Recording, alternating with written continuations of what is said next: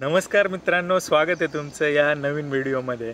तर बघू शकत असाल पुन्हा एक संडे आणि पुन्हा सेम एन्व्हायरमेंट, सेम जागा। तर आपण या ठिकाणी येत असतो लाईव्हच्या अशा काही विषयांवर गप्पा मारण्यासाठी की ज्या विषयांवर जनरली फारसं बोललं जात नाही आणि एक डीप ॲनालिसिस देण्याचा मी प्रयत्न करत असतो। तर मागचा जो टॉपिक होता तोच कंटिन्यू करून आपण त्या विषयावर बोलतोय की तुम्ही अजून 4 डिग्र्या घेतल्या ना आणि अजूनही काही मोठं गोष्ट केली ना तरी तुम्ही अल्ट्रा जो सक्सेस आहे किंवा एक अल्ट्रा एम्पायर क्रिएट नाही करू शकत। जे लोक कमी शिकलेले आहेत, अंगठा बहादर आहे, ते करू शकतात। तर ते कसं आणि ते का करू शकतात, आपण का नाही करू शकत, ह्या विषयावर आपण बोलतोय। तर त्यातला एक मेजर पार्ट जो आहे ना मित्रांनो, तो भीती आहे। ते आपला विषय आजचा आहे भीती, जो मेन टॉपिक आहे। भीती कुठून येते, कशी येते, भीती नेमकी कशी उत्पन्न होते आणि भीती आपल्या सक्सेस आणि अनसक्सेसमध्ये कसे कामाला येते, तर त्या संदर्भात आपण बोलतोय। तर मित्रांनो, आपण मागच्या व्हिडिओमध्ये बघितलं की असा अंगठा बहादर व्यक्ती की जो फॉर्च्युनर घेऊ शकतो आणि बिझनेस करून मोठा होऊ शकतो, पण तुम्ही 4 डिग्री घेऊन सुद्धा तेवढं नाही करू शकत। ठीक आहे, तर याचं रिझन असं आहे की भीती आपल्याला एखादी गोष्ट करताना आहे ना, जी भीती येते ना, तर त्या भीतीमुळे सगळं उत्पन्न होतं।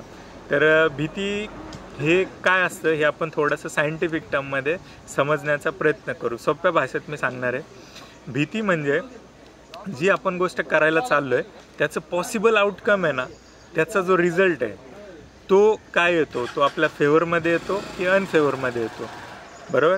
तर त्याची जी प्रॉबॅबिलिटी आहे, तो जर अनफेवरेबल येणार असेल अशी आपल्याला रिस्क वाटते, भीती वाटते, आपल्याला एक थोडीशी शंका येते।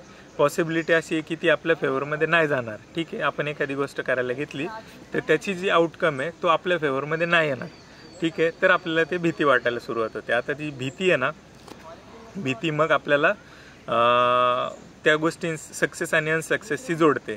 ते कसं, ते आपण काही उदाहरणांमधून बघूया।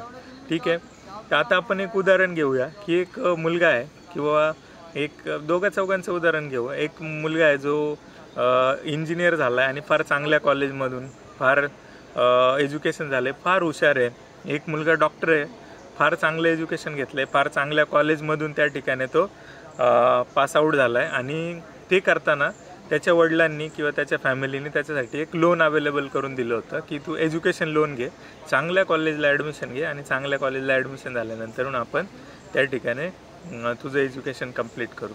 आता हे एज्युकेशन कंप्लीट करता करता 4 वर्षांच्या पिरियडमध्ये त्याच्यावर एक बर्डन आहे की आपल्यावरती लोन आहे आणि हे लोन आपल्याला कंप्लीट करायचं आहे। ठीक आहे, तर आता रिस्क फ्री पैसे कुठून येणार आहे, जॉबमधून येणार आहे। आणि मी तुम्हाला सांगितलं होतं जॉब कसं पहिल्यांदाच तुम्हाला काही गोष्टी डिस्काउंट करून देतो। ठीक आहे, तर मग आता तो जो मुलगा आहे तो ऑलरेडी त्याच्या फॅमिलीने, आईवडिलांनी लोन घेऊन दिलं आहे। आता त्यांच्या एक्सपेक्टेशन्स आहे की तू फेल नाही होऊ शकत। ठीक आहे, म्हणजे आपलं जे पॉसिबल आउटकम आहे ना ते ओनली सक्सेस आहे। ठीक आहे, ओनली सक्सेस होण्यासाठीच तुला काम करायचं आहे। ठीक आहे, सेम विथ डॉक्टर झालेल्या मुलाबद्दल लोन घेतलं आहे, आता तुला फेल नाही व्हायचं, बरोबर। आता तुला फेल नाही व्हायचं तर तुला काय करावं लागेल, आता तुला अशी गोष्ट शोधावी लागेल जी गॅरंटीड रिटर्न देते आणि ती तुला त्याचं लोन पण कवर करेल आणि ॲटलिस्ट तुझं लाईफस्टाईल हे करण्यासाठी प्रयत्न करेल।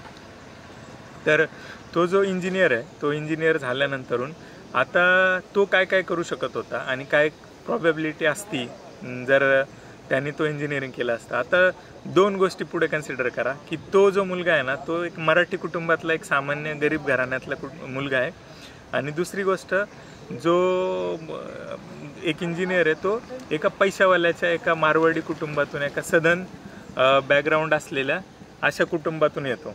आता दोघांच्या प्रॉबॅबिलिटी वेगळ्या आहेत। आता ज्या वडिलांनी लोन घेतलं आहे IITला किंवा एका चांगल्या कॉलेजला जाण्यासाठी, तर त्यांचं जे आउटकम आहे ना, त्यांना जे पाहिजे ना ते फक्त सक्सेस पाहिजे की बाबा तू ॲटलिस्ट तुझं लोन जे आहे ते कंप्लीट कर, बेटर लाईफ सेटल कर आणि तू पुढे जा। मग आता हा मुलगा जो हुशार जरी असला ना तरी हा एखाद्या स्टार्टअपचा विचार नाही करणार किंवा एखादी अशी गोष्ट की स्वतः असं काही वेगळं प्रोजेक्ट करून किंवा असं काही स्टार्टअप करून तो काही पैसे कमावण्यासाठीचा किंवा बिझनेससाठीचा विचार नाही करणार। ठीक आहे, कम्पेअर टू जो मारवाडी कुटुंबातून आला आहे, गुजराती कुटुंबातून आला आहे, आईवडिलांचा फार बॅकअप आहे, तो बोलला की मला एक स्टार्टअप करायचं आहे आणि अशा याच्यासाठी मला हे करायचं। तर त्याची फॅमिली म्हणे ठीक आहे, डोंट वरी, तू तुझं स्टार्टअप सुरू करू शकतो. तर आता होईल काय, ठीक आहे, तू जॉबमध्येच अडकून राहील, ठीक आहे, हा स्टार्टअप सुरू करेल. आता जरी आपण असं कन्सिडर केलं की नाही आता आपण जॉब सोडून बिझनेसचा प्रयत्न करतोय, तर बिझनेसचा प्रयत्न करत असताना ह्याने पण काय केलं, आता त्याच्या वडिलांना सांगितलं की मला बिझनेस करायचा आहे, मला स्टार्टअप करायचं आहे. आता हा पण स्टार्टअप करणार आहे, हा पण स्टार्टअप करणार आहे. आता ह्या दोघांना स्टार्टअप करायचं आहे. आता हा स्टार्टअप करत असताना ह्याच्याकडे फॅमिलीचं बॅकग्राऊंड आहे, ह्याच्याकडं 10-20 करोडची मोठी प्रॉपर्टी पडलेली आहे, ह्याच्या बापदादांनी कमवलेलं आहे, ह्याचं बॅकअप चांगलं आहे. आता कम्पेअर टू ह्याचं हा हुशार आहे, ह्याच्यापेक्षा हा हुशार आहे. आणि हा हुशार असून मग यांनी ठरवलं की आता म्हणजे यांनी सेपरेट ठरवलं की आता आपण एक मोठं लोन घेऊया. ऑलरेडी लोन होतं, ठीक आहे, ते लोन पण नाही असं कन्सिडर करा. आता आपण लोन घेऊ आणि आपण एक स्टार्टअप करू. आणि यांनी ठरवलं की आपण स्टार्टअप करू. आता मे बी याला लोनची गरज पडेलच असं नाही, कारण याच्याकडे ऑलरेडी आहे. आता त्या 10-20 कोटींच्या प्रॉपर्टीमधून ह्यांनी काही एखाद्या करोडचं विचार केला की आपण स्टार्टअपचा विचार करू. ह्याने पण तसंच विचार केला की आपण एखाद्या करोडचा स्टार्टअपचा विचार करू. ह्याला पण लोन दिलं बँकेने, दिलं देत नाहीत बँका, दिलं. ह्याला पण लोन दिलं, ह्याचे घरचे पैसे आणि लावले. आता जे पॉसिबल आउटकम आहे ना, तिथं प्रश्न येतो. पॉसिबल आउटकम मी तुम्हाला सांगितलं, भीती जन्म घेते पॉसिबल आउटकममध्ये. तर आता ह्याचं काय झालं, हा बिझनेस करताना ह्याचं ज्यावेळी तो बिझनेस करेल तर ह्याला फक्त जिंकण्यासाठी बिझनेस करायचा आहे, ठीक आहे. आणि याला थोडं प्लस मायनस झालं तर चालते, कारण ह्याच्या फॅमिलीने याला ऑलरेडी सांगून ठेवलं की ह्याच्यात प्लस मायनस ते येत असतात. तुला ते ॲडजस्ट करत पुढं थोडंसं नवीन नवीन गोष्टी शिकवून तुला ते मॅनेज करायचं आहे. आणि इकडं जे आहे ना आउटकमची चिंता आहे. आणि निगेटिव्ह झालं तर प्रॉब्लेम आहे. तर निगेटिव्ह झाल्यानंतर काय होतं आहे, भीती जन्म घेते. आता मग ह्या 1 करोडचं जे कॅपिटल आहे ना ते येते 80 लाखावर, ठीक आहे. मग आता 80 लाखावर कॅपिटल आल्यानंतर ह्याला पुन्हा ती एवढीच भीती आहे की त्या 80 लाखाचं पुन्हा 60 येईल का. ह्याला बॅकअप नाही आहे, ह्यानी लोन घेतलं आहे, बिझनेस करायचा आहे, ठीक आहे. ह्याचा बॅकअप 80 लाखावर आलं, नो प्रॉब्लेम, पुन्हा ते रिकवर होणार आहे किंवा त्या बिझनेसच करायचा आहे, पुढे जाऊन हे करायचं आहे. यांनी ऑलरेडी घाबरला आहे आणि बिझनेसमधून मग आता पळ काढायचा विचार केला. आता तो बिझनेस सोडून दिला. जे पण आहे 20 लाखाचा लॉस आपण कवर करू दुसऱ्या मार्गातून आणि जॉब वगैरे करून. तर मग बिझनेसचा विषय त्याचा एंड झाला, ठीक आहे. एंड झाल्यामुळं काय झालं की जे आउटकम येणार होतं त्याच्यामुळे भीती आली आणि भीतीपोटी त्याच्यातून एक्झिट मारलं. मग आता मित्रांनो एक गोष्ट करायची ठरवली, ती थोडीशी अनसक्सेस झाली. म्हणजे तुम्ही बिझनेस वाईट आहे किंवा मग बिझनेस नाही करू शकत असं होतं का, तर तसं नाही आहे मित्रांनो. त्यांनी काय केलं, आता ह्याच्याकडे जर बॅकअप असताना, बॅकअप रिस्क फ्री बॅकअप, तर ह्यांनी काय केलं असतं की 1 करोडच्या जागी 10 लाखाने बिझनेस स्टार्ट केला असता. याचं कॅपिटल मोठं याने 1 करोडने स्टार्ट केला, यांनी 10 लाखाने स्टार्ट केला असता. आणि ह्या 10 लाखाचे 8 लाख झाले असते तरी प्रॉब्लेम नव्हता. आपल्याकडं पुन्हा थोडासा बॅकअप आहे, तो पुन्हा आपण बिझनेसमध्ये टाकवला, काही स्ट्रॅटेजीज टाकल्या आणि तो बिझनेस सुधारवला आणि पुढं पुन्हा जाण्यासाठी प्रयत्न केला. तर मित्रांनो अशा पद्धतीने हे 2 माइंडसेट आहेत की आपल्याला काय होतं, त्याचे आउटकम आहे ना भीतीचं, ते फार इम्पॉर्टंट रोल प्ले करतं की आपण ते सक्सेस होऊ की नाही होऊ. तर आता हे झालं थोड्याशा एज्युकेटेड माणसांचं उदाहरण. आपण आता रिअल टाईम उदाहरणं देतो. म्हणजे मी माझं शिक्षण, फार गोष्टी तुम्हाला माहीत असतील कदाचित, कुणाला नसेल माहीत. तर मी सांगतो, मी मराठी शाळेतून शिकलो आणि शाळा अशी होती की ती सर्वसमावेशक शाळा होती. तर फार गरीब फॅमिलीतली पण लोकं होती, ॲव्हरेज फॅमिलीतली पण लोकं होती आणि अशा हिशोबाने आम्ही ते शिक्षण घेत गेलो. तर पुढे जाऊन काय झालं की काही मुलांचं फॅमिलीच्या म्हणजे फायनान्शियल कंडिशनमुळे त्यांना एज्युकेशन घेता येणं शक्य नाही झालं. तर 8वी 10वीतून पण काहींनी ड्रॉप केलं आणि मग नंतर त्यांनी काय चालू केलं की कुठे बिल्डरकडं पाणी मारायला, भिंतींना पाणी मारायला, कोणी वेल्डिंगच्या दुकानात वेल्डिंग वगैरे फॅब्रिकेशनच्या तिथं कोणी हातोडा मारायला जातं, कोणी काम चालू केलं ते कन्स्ट्रक्शन मध्ये खिडक्या वगैरे बनवतात काचेच्या, अशा ठिकाणी कामं चालू केली, कोणी कलरची कामं करायला लागला. म्हणजे नाईलाज होता. तर आम्हाला फार वाईट वाटायचं की यार हा तर इथे गेला आहे नाही का, याच्या फॅमिलीमुळे हे सगळं आहे. आणि ते वाईट वाटायचं, फार वाईट वाटायचं. पण नंतरची जी स्टेज आहे ना ती त्यांना लाईफने शिकवली, त्यांना लाईफने कसं घडवलं ते सांगतो. आता आपण चांगलं बॅकग्राऊंड असल्यामुळं गुड फेथमध्ये सगळं एज्युकेशन व्यवस्थित सुरळीत डिग्रीपर्यंत काय अडचण नाही, काही टेन्शन नाही, काय नाही, सगळं सामान्यच होतं. पण ॲटलिस्ट ते एज्युकेशन कंप्लीट होईल इथपर्यंत तर व्यवस्थित ते कंप्लीट झालं. मग नोकरी सगळं ज्या फ्लोमध्ये जातात ते बाय डिफॉल्ट लास्ट व्हिडिओमध्ये सांगितलं आहे तो कर्व सुरू झाला. आता यांचं काय झालं, अर्ली स्टेजमध्ये बॅकआउट झाल्यामुळं एक्सपिरियन्स फार मोठा त्यांच्याकडे आला.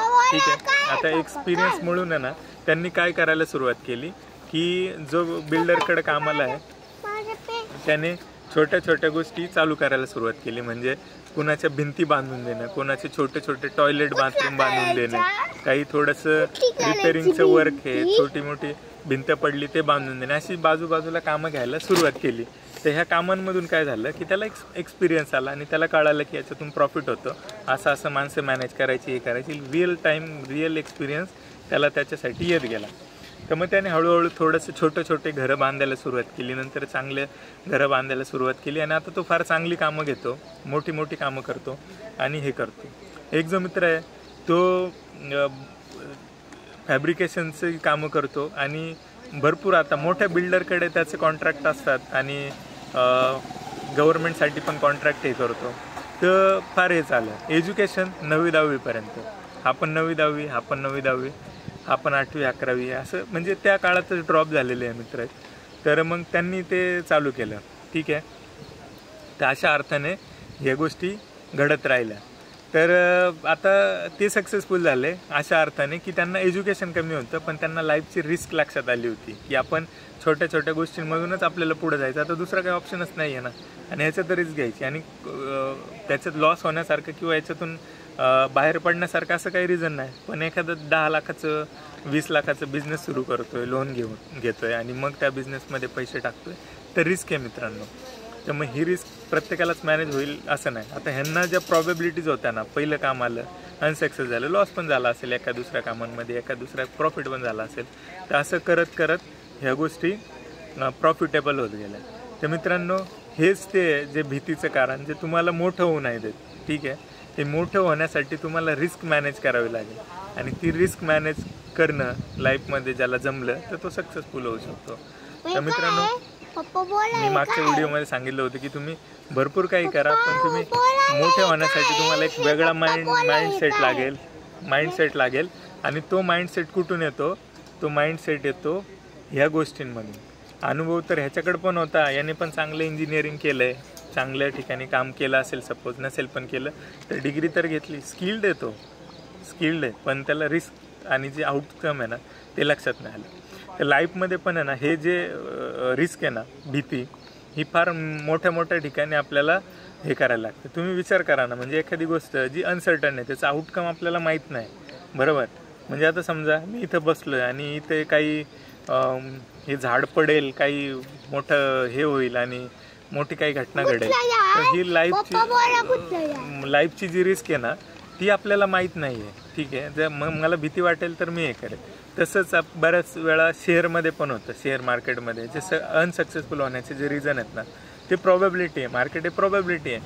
तुम्ही त्याच्यात हळूहळू ग्रो करत नाही आहे किंवा ते जे रिडिफाईन करत नाही आहे, तर लाईफची रिस्क प्रत्येक वेळी तुम्ही वेगळी घेताय तर तुम्ही सक्सेस नाही होऊ शकत. तर आय होप मित्रांनो तुम्हाला समजलं असेल की मारवाडी मित्र का फेल नाही होऊ शकत, एखादा चांगला वेल एज्युकेटेड इंजिनियर का फेल होऊ शकतो आणि एखादा शिकलेला व्यक्तीसुद्धा का फेल होऊ शकतो आणि अनएज्युकेटेड लोक पण का सक्सेस होऊ शकतात. तर सक्सेसची व्याख्या इथं तुम्ही चांगले एज्युकेट झाले म्हणजे त्याच्याशी जोडणं असं नाही आहे. पैसे कमवण्याच्या बाबतीत हा विषयचं चालला आहे, कारण प्रत्येक वेळी कंपॅरिझन असं नाही होऊ शकत की एखादा शिकला आहे म्हणजे त्याच्याकडे पैसे नाही आणि एखाद्या अडाण्याकडे फार जास्त पैसे आहेत म्हणजे तो त्याच्यापेक्षा बेटर आहे. ही बेटरमेंट फक्त पैशांविषयी चालली आणि आता लाईफची रियालिटी तुम्हाला हे करायला काहीच हरकत नाही की ज्याच्याकडे पैसा आहे त्याचीच एक वेगळी इज्जत असते. पैसे नसतील तर तुम्ही फार इम्पॉर्टंट नसता. तर त्यासाठी तुम्हाला एक वेगळा माइंडसेट डेव्हलप करावा लागेल. तो माइंडसेट मी देण्याचा या व्हिडिओमध्ये प्रयत्न केला मित्रांनो. तर आय होप तुम्हाला हा माझं जे गमक आहे या व्हिडिओचं ते तुमच्या लक्षात आलं असेल. असेच व्हिडिओ तुम्ही लोकांपर्यंत पोचवत राहा मित्रांनो आणि चॅनलला सबस्क्राईब करून ठेवा. लाईफ लर्निंग्ज येते हे डे टू डे बेसिसवर आपण जे पण गोष्टी करतो ना त्याच्या लर्निंग्ज आहेत ह्या तुम्हाला लाईफमध्ये फार इम्पॉर्टंट कामाला येईल आणि ह्या तुम्हाला 20व्या वर्षी जर कळाल्या असताना तर लाईफ कदाचित वेगळी असती.